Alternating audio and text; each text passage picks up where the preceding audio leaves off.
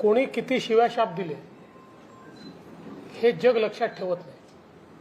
इतिहास तुम्ही काय केलं हे लक्षात ठेवतो. त्यामुळे आपण करत जायचं. आज समजा आपण अगदी रिसेंट गेले 5 वर्ष बघितले.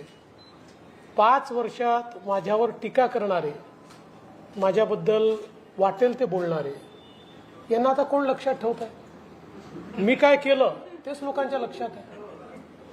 त्यामुळे मला असं वाटतं की ठीक आहे, कधीतरी मनाला त्रास होतो, व्यक्ती म्हणून त्रास होतो, पण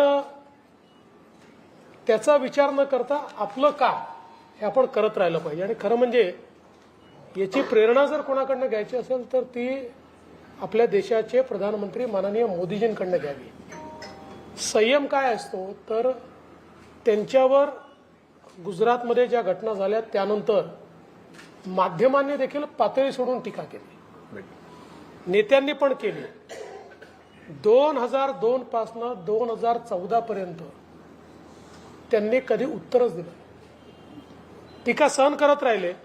कधी एक तुम्हाला त्यांचा इंटरव्ह्यू दिसणार नाही, केलेल्या टीकेला उत्तर दिसणार नाही.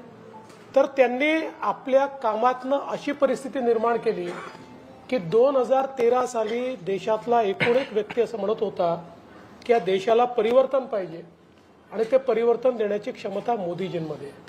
त्यामुळे मला असं वाटतं की हीच खरी आपली प्रेरणा आहे की आपलं काम आपण करत राहायचं आणि समोरच्याला त्यांनी करू द्यायचं. शेवटी मोदीजींना मौत का सौदागर म्हणणारे आणि काय काय म्हणणारे यांना कोणी लक्षात ठेवत नाही. तर लोक मोदीजींना लक्षात ठेवतात, त्यांनी केलेलं गुजरातमधलं काम आणि त्यांनी केलेलं देशातलं काम लक्षात ठेवतात.